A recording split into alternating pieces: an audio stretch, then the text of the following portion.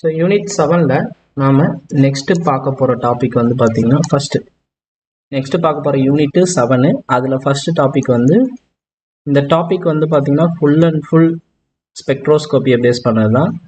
So இதில் வந்து electro magnetic spectrum அப்படின்ற விஷயத்தை பற்றி டிஸ்கஸ் பண்ண போகிறோம். ஸோ எலக்ட்ரோ மேக்னெட்டிக் ஸ்பெக்ட்ரம் அப்படின்னா நமக்கு ஸ்பெக்ட்ரோஸ்கோப்பியை பற்றி தான் ஸ்டடி பண்ண போகிறோம். ஸ்பெக்ட்ரோஸ்கோப்பியில் வி ஹாவ் மைக்ரோவேவ் ஸ்பெக்ட்ரோஸ்கோப்பி. அடுத்து வந்து பார்த்தீங்கன்னா ஐஆர் ஸ்பெக்ட்ரோஸ்கோப்பி, ராமன் அப்படின்னு சொல்லுவோம். அடுத்து வந்து UV visible spectroscopy, NMR, ESR. So இதை பற்றி தான் நாம் இந்த ஸ்பெக்ட்ரோஸ்கோப்பி யூனிட்டில் மேக்ஸிமம் படிக்க போகிறோம். ஸோ இந்த மைக்ரோவேவ் ஸ்பெக்ட்ரோஸ்கோப்பி வந்து பார்த்திங்கன்னா எலக்ட்ரோ மேக்னெட்டிக் ரேடியேஷனில் எந்த ரீஜியனில் ஃபால் ஆகும் அப்படின்னு வந்து பார்த்தீங்கன்னா மைக்ரோவேவ் ரீஜியனில். இதுக்கு இன்னொரு பேர் வந்து ரொட்டேஷனல் ஸ்பெக்ட்ரோஸ்கோப்பின்னு நாம் சொல்லலாம். மைக்ரோவேவ் ரீஜியனில் ஃபால் ஆகும். ஸோ இந்த மைக்ரோவேவ் ரீஜியனுடைய ஃப்ரீக்வன்சி என்ன ரேஞ்ச் இருக்குன்னா நான் டேப்லோ காலம் கொடுத்துருக்கேன். 3 × 10⁶ to 3 × 10⁻10 ஹெர்ட்ஸில் இருக்கும். இந்த மைக்ரோவேவ் ஸ்பெக்ட்ரோஸ்கோப்பியோட சென்டிமீட்டர் இன்வெர்ஸ், அதாவது வேவ் நம்பர் ரீஜியன் என்னதுல இருக்கும் அப்படின்னு பார்த்தீங்கன்னா 1 to 100 centimetre inverse wave number ரீஜியனில் இருக்கும். இதை வந்து நோட்ஸில் பிரிண்ட் எடுத்து வச்சுருந்தா நோட் பண்ணி வச்சுக்கோங்க. அடுத்து வந்து ஒரு மாலிகுலோட வைப்ரேஷனல் ஸ்டடி பண்ணுறது தான் ஐஆர் அண்ட் ராமன் ஸ்பெக்ட்ரோஸ்கோப்பி. இதை வந்து வைப்ரேஷனல் ஸ்பெக்ட்ரோஸ்கோப்பின்னு நாம் சொல்லலாம். ஸோ ஐஆர் அண்ட் ராமன் ஸ்பெக்ட்ரோஸ்கோப்பியோட இதில் மெயினாக நம்ம என்ன ரீஜியன் யூஸ் பண்ணுவோம்னா இன்ஃப்ராரெட் தான். அதனுடைய ரீஜியன் வந்து பார்த்திங்கன்னா 3 × 10⁻12 இருந்து 3 × 10⁻14. ஸோ மைக்ரோவேவ் வந்து பார்த்திங்கன்னா நான் பை மிஸ்டேக்கு ரேடியோ ஃப்ரீக்வன்சி எழுதிட்டு இருக்கேன். 3 × 10⁻10 10⁻12 வரைக்கும். ஏன்னா ரேடியோ ஃப்ரீக்வன்சி இதோட லெஸராக இருக்கும், என்எம்ஆர் வரும், மேலே எழுதிக்கலாம் அதை. ஸோ ஆக்சுவலாக இதை வந்து மெமரைசிங் கண்டென்ட்டு நல்லா நீங்கள் ஞாபகத்தில் வச்சுக்கணும். ஒன்று நீங்கள் எந்த ரேடியேஷன் கொடுத்தாலும் அதனுடைய ஃப்ரீக்வன்சி ரீஜியன் மெமரைஸ் பண்ணி வச்சுக்கணும். இல்லை இந்த நியூ பார் ரீஜியன், அதாவது வேவ் நம்பர் ரீஜியனை மெமரைஸ் பண்ணி வச்சுக்கணும்.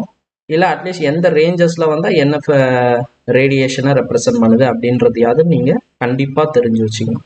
ஸோ 3 × 10⁻12 இருந்து 3 × 10⁻14 வர்றது ஐஆர் ரேடியேஷன். இந்த ஐஆர் ரேடியேஷன் மாலிகுல்ஸ் படும்போது இட் கேன் ஹாவ்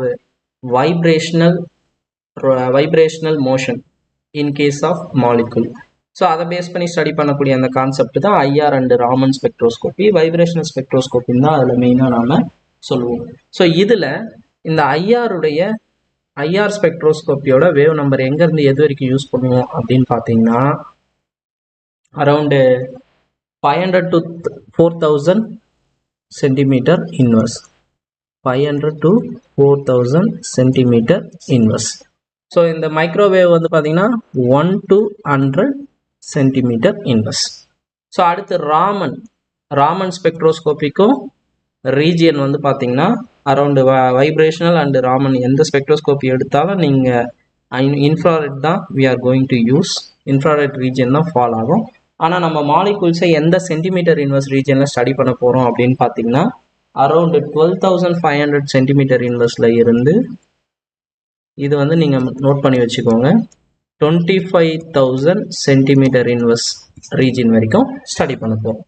ஸோ இது வந்து பார்த்தீங்கன்னா with respect to IR region, அதாவது vibrational motion of the molecule. அடுத்து வந்து பார்த்தீங்கன்னா UV visible. So UV visible இதில் வந்து பார்த்தீங்கன்னா மாலிகுலில் என்ன நடக்குது ஃபஸ்ட்டு யூவி விசிபிள் ரீஜியனில் அப்படின்னா எலக்ட்ரான் வந்து எக்ஸைட் ஆகும். எலக்ட்ரான் மேலே போகும், கீழே வரும். இதனுடைய ஃப்ரீக்வன்சி ரீஜியன் ஆல்ரெடி நான் கொடுத்துருக்கேன். 3 × 10⁻14 இருந்து 3 × 10⁻16 எந்த ரீஜியனில் வருதுன்றதை மெமரைஸ் பண்ணிக்கோங்க. இதனுடைய வேவ் நம்பர் ரீஜியன் வந்து பார்த்தீங்கன்னா அரௌண்டு நமக்கு 25,000க்கு மேலே வரும். ஸோ எலக்ட்ரானிக் ஸ்பெக்ட்ராவும் வந்து இந்த 12,500லேருந்து 25,000 சென்டிமீட்டர் இன்வெர்ஸ் வரைக்கும் வருது.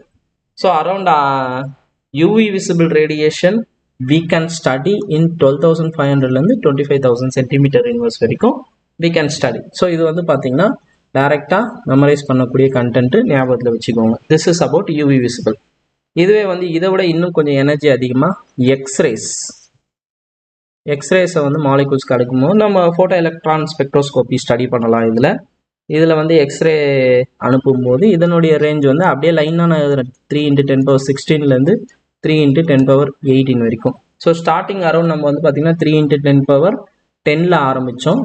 3 × 10^10 12, 12 14, 14 to 16, 16 to 18 அந்த ரேஞ்சஸில் நாம் பார்த்துட்டு இருக்கோம். இந்த ஞாபகத்தில் அப்படியே ரேஞ்சஸில் ஞாபகம் வச்சுக்கோங்க. So X-ray photo electron spectroscopy X-ray use பண்ணி நாம் ஸ்பெக்ட்ரோஸ்கோபி ஸ்டடி பண்ணலாம்.